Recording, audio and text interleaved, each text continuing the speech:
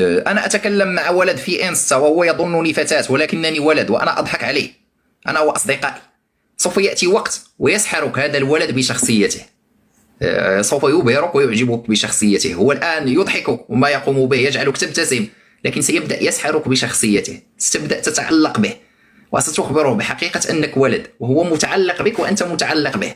سيخبرك صراحة عادي حتى لو كنت ولد، ولكن يجب تتحول. يمول لك العملية، تتخلى عن الغالي، تضع أستروجين، تتزوجان، لن تستطيع الإنجاب، العلاقة الخاصة بكما تتدمر، تتطلقان، تعود لمكانك ويعود لمكانه، وكن أنت فقدت الغالي ولا يمكنك العودة عن العملية التي قمت بها. ستصير جانكي، تموت بأوفردوز وتنتهي حياتك مثل الكلب. فتوقف عن أفعالك هذه، لأني أرى لك نهاية في أحد الأزقة، تتسول وشحات ويتم استغلالك.